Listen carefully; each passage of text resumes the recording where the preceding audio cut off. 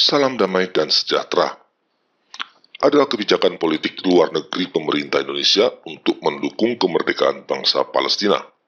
Alasannya, itu adalah bagian dari amanat konstitusi yang menentang segala bentuk penjajahan di muka bumi.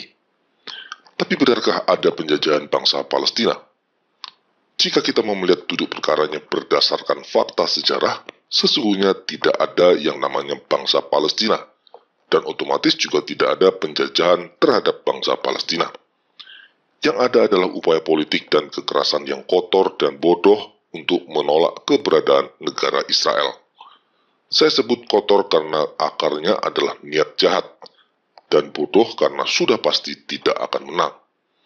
Isu bangsa Palestina tidak lebih hanyalah rekayasa yang dimunculkan untuk menentang keberadaan negara Israel. Dan sayangnya, negeri kita ikut-ikutan terjebak di dalamnya demi solidaritas konyol. Itulah kira-kira garis besarnya. Pada video kali ini saya akan membahas masalah konflik Palestina dan dampaknya terhadap NKRI atas sikap dukungannya terhadap Palestina. Pada bagian pertama saya akan membahas secara ringkas akar masalah konflik Israel dan Palestina. Dan pada bagian yang kedua saya akan membahas dampak buruk dukungan tersebut bagi kesatuan NKRI. Kita sering mendengar bahwa konflik di Timur Tengah adalah karena perjuangan bangsa Palestina untuk merdeka dari pendudukan Israel. Sayangnya ini cuma hoaks. Bangsa Palestina itu sesungguhnya tidak ada saat Israel menyatakan kemerdekaannya. Mereka yang menyebut dirinya orang-orang Palestina tidak lebih adalah orang-orang yang bermukim di wilayah yang disebut dengan Palestina. Mayoritas mereka adalah keturunan Arab, tapi ada juga keturunan Yahudi dan etnis-etnis lain. Selama 2000 tahun sejak bangsa Israel meninggalkan tanah tersebut, entah mengapa, tidak pernah terbentuk sebuah bangsa Palestina yang memiliki identitas budaya dan kebangsaan sendiri. Sebagai kekuatan politik dan militer pun juga tidak pernah ada. Faktanya, tidak pernah ada yang namanya raja atau pemimpin bangsa Palestina sampai dengan pertengahan abad 20. Bahkan sampai hari ini, tidak ada yang namanya bahasa Palestina. Tepat apa yang dikatakan oleh Golda Meir, Perdana Menteri Israel. Tidak ada yang namanya bangsa Palestina. Bukannya kita datang lalu mencampakkan mereka keluar dan merebut negara mereka. Mereka tidak ada. Hal yang sama diungkapkan juga oleh Hafez al-Assad, Presiden Syria, dalam pesannya kepada Yasir Arafat. Jangan melupakan satu hal ini. Tidak ada yang namanya bangsa Palestina. Palestina adalah bagian tak terpisahkan dari Syria. Intinya, Palestina sebagai sebuah bangsa yang memiliki identitas sejarah, budaya, ras, bahasa, atau kekuatan politik tersendiri sama sekali tidak pernah ada sebelum pertengahan abad 20. Itu cuma hoaks yang disuarakan oleh orang-orang yang tidak paham sejarahnya. Ini contohnya. Yasir Arafat pernah mengatakan bahwa bangsa Palestina adalah orang-orang Kanaan yang tinggal di tanah tersebut jauh sebelum bangsa Yahudi. Ini tentu saja tidak benar, karena bangsa Kanaan sudah punah. Ada lagi yang mengatakan mereka adalah bangsa Filistin yang disebut dalam Alkitab. Itu pun juga tidak benar, karena bangsa Filistin tidak lain adalah kaum pendatang Yunani yang menginvasi daerah tersebut sekitar 1000 tahun sebelum kedatangan Yesus, dan mereka juga sudah punah. Yang paling konyol, ada orang yang mengatakan bahwa Yesus adalah bangsa Palestina. Sama sekali bukan. Yesus jelas orang Yahudi dan di zaman itu tidak ada yang namanya orang Palestina. Jadi dari mana nama Palestina berasal? Istilah ini diberikan pertama kali tahun 154 Masehi kepada wilayah Yudea oleh Kaisar Romawi bernama Hadrian yang menguasai wilayah tersebut. Pada masa itu, Kaisar Hadrian yang dipusingkan oleh pemberontakan orang-orang Yahudi membasmi dan mengusir mereka keluar dari wilayah Yudea. Untuk mencegah orang-orang Yahudi datang kembali karena alasan keterikatan mereka terhadap tanah tersebut, wilayah Yudea diberi nama baru dengan mengambil nama bangsa Filistin yang pernah menjadi musuh orang-orang Yahudi. Tanah tersebut selanjutnya diberi nama Syria Palestina. Itulah asal mula penamaan wilayah tersebut menjadi Palestina. Walaupun sebagian besar orang Yahudi sudah diusir dari wilayah tersebut, tetap ada kelompok-kelompok kecil Yahudi yang tinggal di sana berbaur dengan bangsa-bangsa lain, seperti bangsa Yunani, Mesir, Arab, Persia, dan lain-lain. Selanjutnya, wilayah tersebut menjadi tempat tinggal bagi banyak bangsa dan berkali-kali berganti penguasa. Tapi tidak ada satupun yang pernah mengklaim wilayah tersebut sebagai tanah air mereka. Jadi, satu-satunya bangsa yang pernah mengklaim wilayah tersebut sebagai tanah air mereka dengan Yerusalem sebagai ibu kotanya dan bangsa itu masih ada hingga hari ini hanyalah bangsa Yahudi. Itu fakta sejarah. Sepertinya sudah menjadi kehendak Tuhan bahwa tidak ada satupun bangsa yang mengklaim wilayah tersebut sebagai tanah air kecuali bangsa Israel. Adalah Theodor Herzl yang pada tahun 1897 mengemukakan ide tentang adanya negara Yahudi. Gagasan ini kemudian mulai membuat banyak orang Yahudi yang tertarik kembali ke tanah Palestina, tempat nenek moyang mereka berasal. Setelah Perang Dunia Pertama, wilayah tersebut ada dalam kekuasaan Inggris yang merebutnya dari kekhalifahan Ottoman Turki. Sementara itu, imigran Yahudi mulai bertambah banyak datang ke wilayah Palestina. Kedatangan imigran Yahudi ini tentu menimbulkan pergesekan sosial dengan orang Arab yang menjadi mayoritas pada waktu itu. Akhirnya pada tahun 1936, muncullah pemberontakan orang-orang Arab melawan pendudukan Inggris dan sekaligus juga orang-orang Yahudi. Untuk mengatasi pemberontakan tersebut, kemudian Lord William Peel membentuk komisi yang menawarkan kemerdekaan pada dua pihak yang bertikai. Orang Arab akan menguasai 80% wilayah, dan sisanya diberikan kepada Yahudi. Meskipun pembagian ini merugikan, orang Yahudi setuju, tapi orang Arab justru menolak. Dalam ketamakannya, mereka ingin menguasai seluruhnya dan mengusir orang-orang Yahudi. Itu adalah penolakan pertama orang-orang Arab Palestina untuk merdeka. Selanjutnya, sebagai pemegang mandat atas wilayah tersebut, Inggris memberikan kemerdekaan pada Yordania tahun 1946 dan Irak pada tahun 1947. Sedangkan sisa wilayah yang masih bertikai diserahkan pada Liga Bangsa-Bangsa setelah mandatnya habis pada tahun 1947. Sama seperti sebelumnya, pada bulan November 1947, Liga Bangsa-Bangsa menawarkan untuk membentuk dua negara terpisah di wilayah yang bersengketa. Kali ini luas wilayahnya relatif hampir sama karena meningkatnya imigran Yahudi yang datang secara signifikan akibat kekejaman Nazi pada Perang Dunia Kedua. Orang-orang Yahudi setuju pada tawaran ini, tapi orang-orang Arab kembali menolak. Ini adalah penolakan kedua orang Arab Palestina untuk merdeka. Tidak hanya menolak, kali ini orang-orang Arab Palestina dibantu oleh Lebanon, Syria, Yordania, dan Mesir melancarkan perang untuk mengusir orang-orang Yahudi. Hasilnya, mereka kalah dan orang-orang Israel menyatakan kemerdekaan pada tahun 1948. Negara Israel yang baru merdeka ini mencakup semua wilayah yang sudah diberikan kepada mereka menurut mandat Liga Bangsa-Bangsa, ditambah dengan wilayah-wilayah lain yang mereka menangkan dalam perang kemerdekaan, termasuk Yerusalem Barat. Sementara itu, wilayah yang tadinya diperuntukkan bagi Arab Palestina di daerah Gaza dikuasai oleh Mesir, dan di daerah tepi barat dikuasai oleh Yordania. Tapi anehnya, tidak sedikit pun orang-orang Arab Palestina mempersoalkan pendudukan Mesir dan Yordania atas wilayah mereka. Hanya pendudukan oleh Israel saja yang mereka permasalahkan. Ini bukti telak yang menunjukkan bahwa alasan perlawanan orang-orang Arab Palestina bukanlah masalah pendudukan wilayah. Ada faktor lain. Keinginan bangsa Arab untuk mengusir Israel tidak berhenti. Pada tahun 1964, orang-orang Arab Palestina membentuk PLO, Organisasi Pembebasan Palestina, yang salah satu tujuannya adalah untuk menghapuskan negara Israel. Tujuan itu tertulis secara eksplisit di dalam piagam pendirian PLO.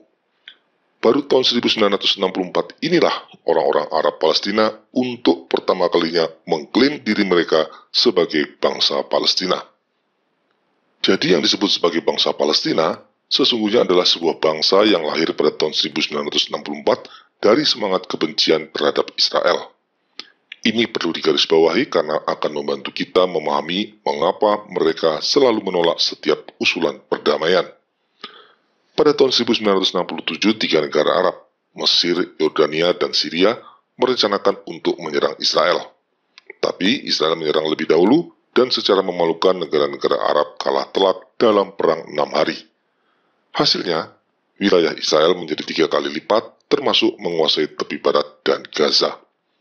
Israel kemudian menawarkan dua opsi. Yang pertama, mengembalikan Gaza pada Mesir dan tepi barat kepada Yordania untuk perdamaian. Opsi kedua, memberikan kedua wilayah tersebut kepada Arab Palestina yang mulai menyebut diri mereka sebagai bangsa Palestina. Tapi kembali tawaran ini ditolak. Ini adalah penolakan ketiga terhadap kesempatan orang-orang Palestina untuk merdeka. Israel sebaliknya tidak berhenti memberikan kesempatan. Pada tahun 2000, Perdana Menteri Ehud Barak dan Yasser Arafat bertemu di Camp David untuk membicarakan kemerdekaan Palestina dengan menawarkan wilayah Gaza, 94% wilayah tepi barat, dan Yerusalem Timur sebagai ibu kotanya.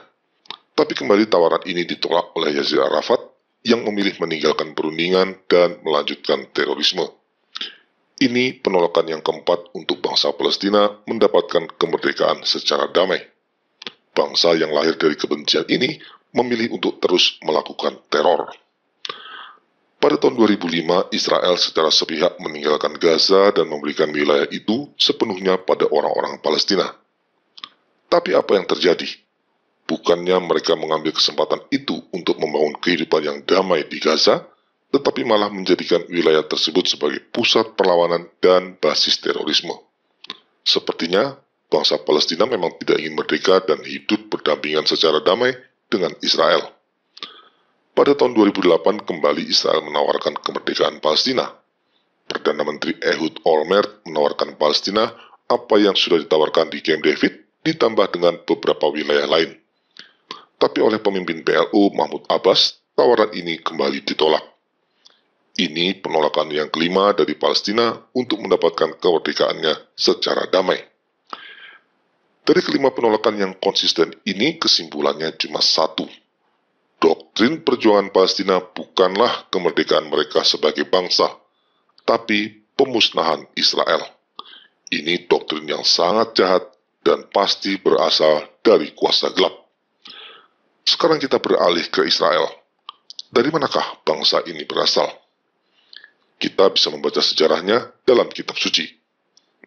Berfirmanlah Tuhan kepada Abram, pandanglah sekelilingmu dan lihatlah dari tempat engkau berdiri itu ke timur dan ke barat, ke utara dan selatan, sebab seluruh negeri yang kau lihat itu akan kuberikan kepadamu dan kepada keturunanmu untuk selama-lamanya. Kitab Kejadian bab 12 ayat 14-15.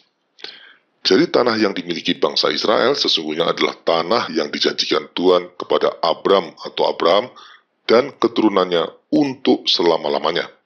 Sementara itu Israel adalah nama lain dari Yakub, cucu Abraham. Dia memiliki 12 orang anak laki-laki yang nama-namanya kelak menjadi nama dari suku-suku Israel. Dari keturunan Yakub inilah bangsa Israel berasal. Selanjutnya, kurang lebih 1000 tahun sebelum Masehi, bangsa Israel mendirikan kerajaan mereka dengan Saul sebagai rajanya yang pertama, Daud menjadi raja yang kedua, dan Salomo yang ketiga. Ibu kota kerajaan Israel tidak lain adalah Yerusalem, yang dikenal juga dengan nama kota Daud. Setelah Salomo, kerajaan Israel akhirnya terbagi-bagi.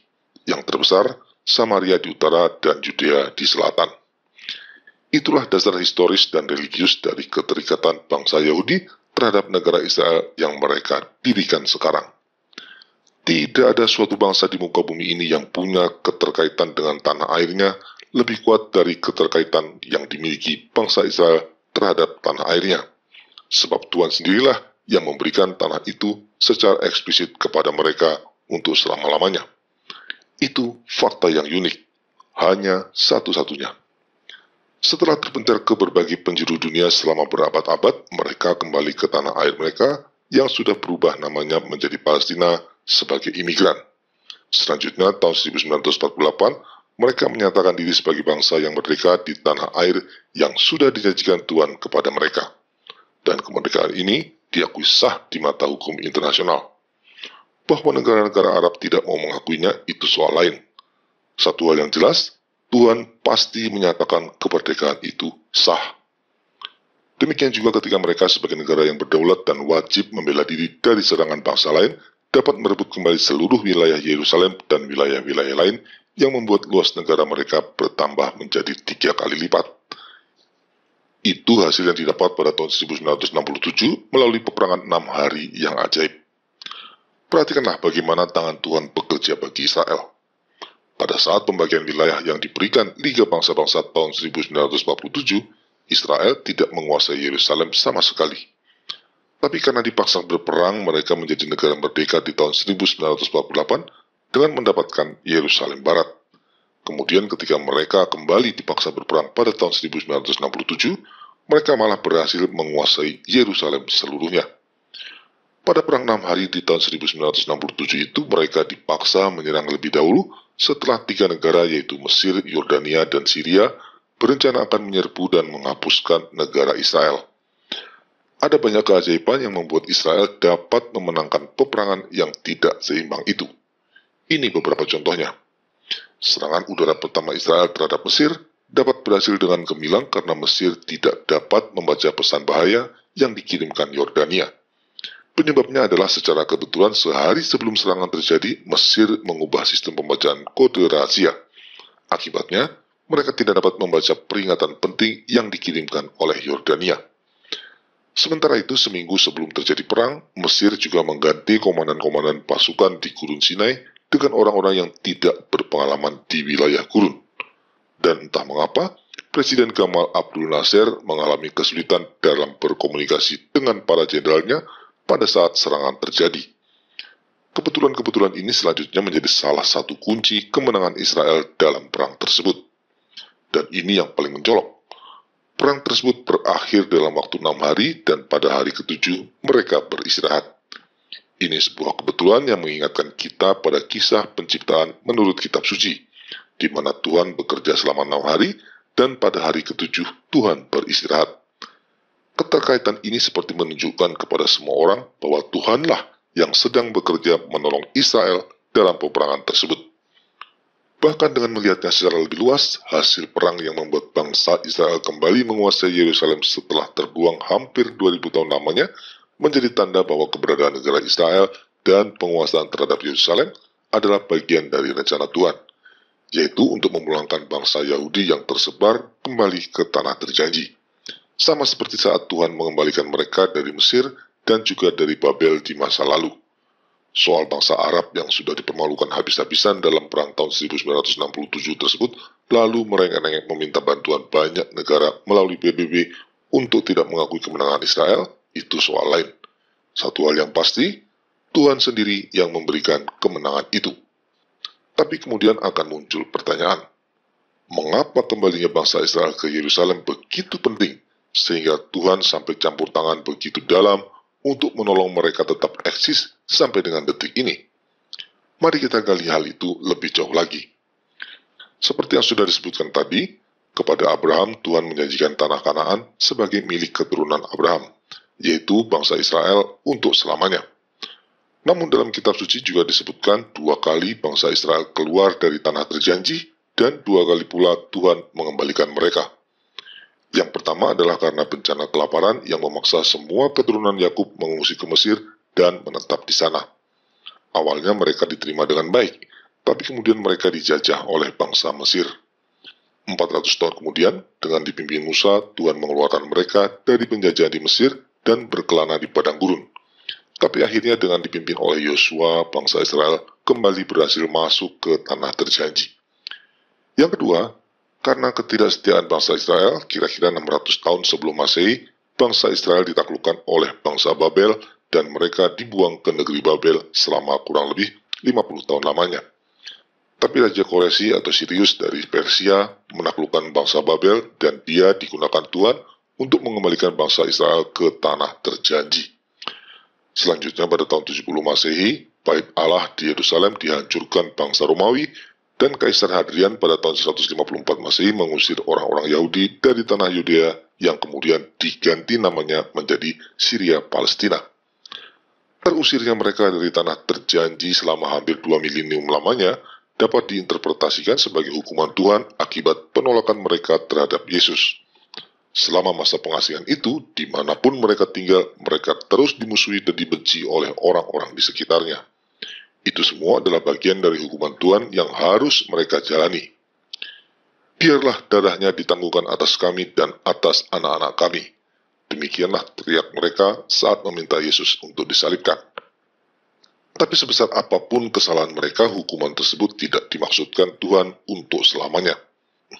Sebagaimana melalui tangan Koresi yang tidak mengenal Tuhan, bangsa Israel dikembalikan dari Babel, demikian juga melalui tangan kaum sekuler yang tidak peduli pada Tuhan, bangsa Israel dikembalikan ke tanah terjanji di abad ke-20.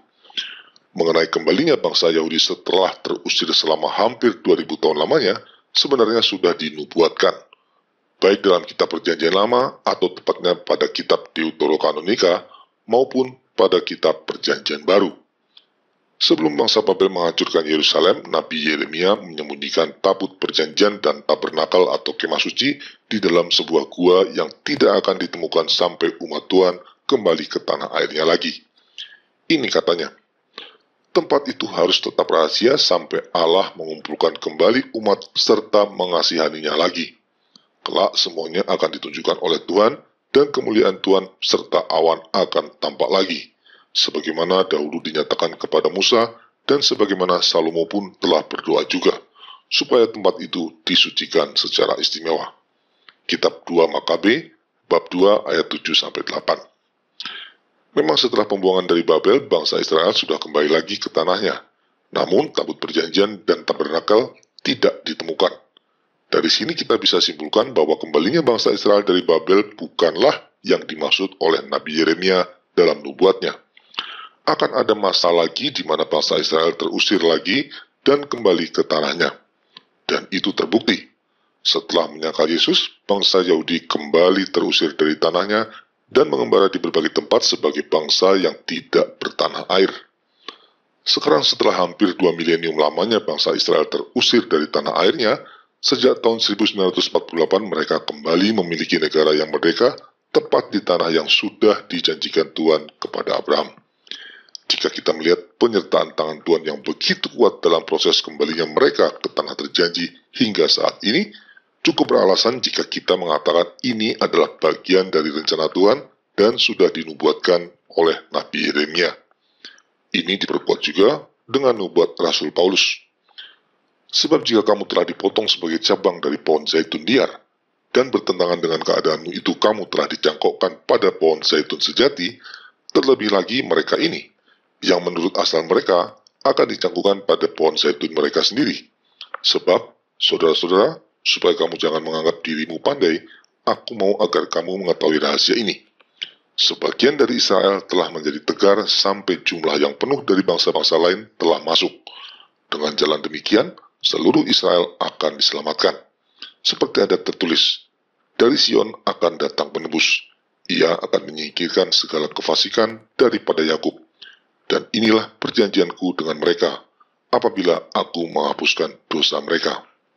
Surat Roma bab 11 ayat 24-27. Nubuat Rasul Paulus ini mengisyaratkan bahwa pada akhirnya bangsa Yahudi akan diselamatkan dengan menerima Yesus Kristus sebagai Tuhan dan Mesias. Mereka akan kembali menjadi umat pilihannya.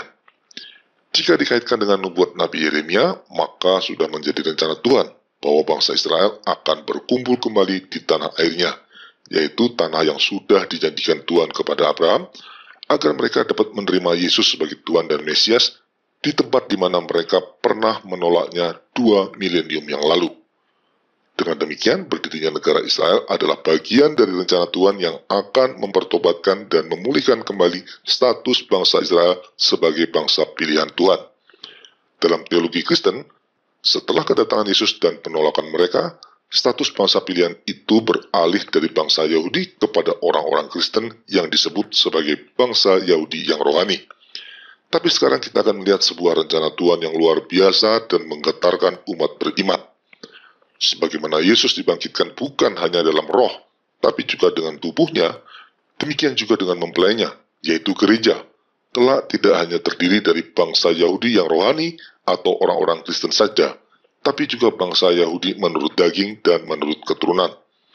Itu akan diwujudkan ketika bangsa Yahudi kembali ke tanah airnya dan mengaku Yesus sebagai Tuhan dan Mesias. Jadi amat terang benderang bahwa kembalinya bangsa Yahudi ke tanah air mereka setelah terbuang hampir 2 milenium lamanya, berdirinya Israel sebagai negara merdeka, kembalinya Yerusalem ke tangan Israel, dan berbagai kemenangan mereka atas musuh-musuhnya adalah bagian dari rencana Tuhan untuk memulihkan status mereka sebagai bangsa pilihannya. Karena itu adalah rencana Tuhan, maka otomatis semua yang menghalang-halangi bangsa Israel berkumpul kembali di tanah terjanji dan berusaha mengusir mereka berada dalam posisi melawan kehendak Tuhan. Mereka ada dalam posisi yang sama seperti Firaun yang menolak dan menghalang-halangi Musa untuk membawa bangsa Israel keluar dari tanah Mesir. Kegigihan bangsa Arab dan Palestina untuk menolak keberadaan Israel di tanah terjanji sama persis dengan kegigihan Firaun menolak bangsa Israel pergi ke tanah terjanji. Dari kitab suci kita tahu persis apa yang terjadi pada Firaun dan bangsa Mesir. Tuhan menghukum mereka dengan keras. Itu juga yang akan terjadi pada bangsa Palestina dan semua bangsa yang mendukung perjuangan mereka. Semoga kita segera sadar bahaya ini dan meminta pemerintah untuk berhenti mendukung perjuangan bangsa Palestina selama perjuangan tersebut ditujukan untuk menolak keberadaan Israel. Ini harus kita lakukan agar bangsa kita tidak ikut ditimpa hukuman Tuhan. Sikap yang benar dalam mendukung perjuangan Palestina adalah mendorong mereka untuk berdamai dan mengakui eksistensi Israel. Dengan cara demikian, dukungan kita pada Palestina tetap berada dalam koridor rencana Tuhan. Terima kasih.